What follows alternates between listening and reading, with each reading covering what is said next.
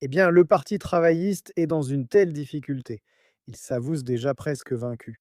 Et bien sûr, nous avons un Premier ministre qui s'apprête à quitter à nouveau le pays pour repartir à l'étranger.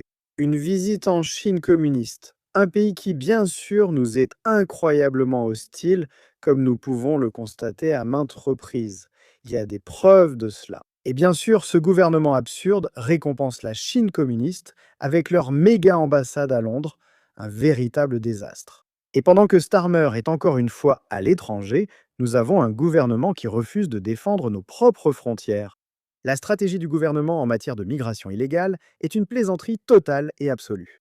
Il est très clair que nous avons laissé entrer des personnes dangereuses dans ce pays sous des gouvernements successifs.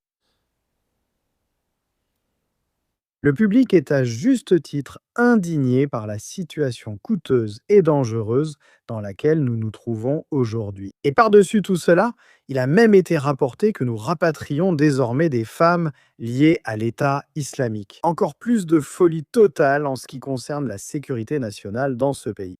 Et de plus en plus, le public peut voir à quel point le Parti travailliste est un désastre.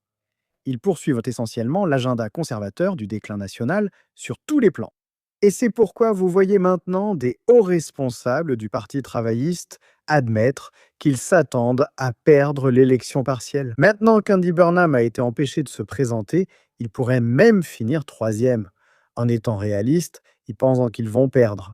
Ils pensaient qu'il s'agissait de perdre l'élection partielle ou le poste de maire du Grand Manchester, et personne ne prévoit de victoire travailliste. D'autres affirment ne pas considérer la circonscription comme perdue et devoir réagir vite. Bien sûr, les travaillistes ont convoqué cette élection partielle avec un délai et un calendrier très serrés, ce qui aide énormément les travaillistes étant donné leur domination historique dans la circonscription. Mais ne vous y trompez pas, c'est le Parti travailliste qui est en train de s'effondrer en ce moment. Vous pouvez voir à quel point ceux qui entourent Starmer sont clairement maintenant sur la défensive, d'où le blocage de Burnham. Et s'il vous plaît, dites-moi ce que vous en pensez dans les commentaires ci-dessous.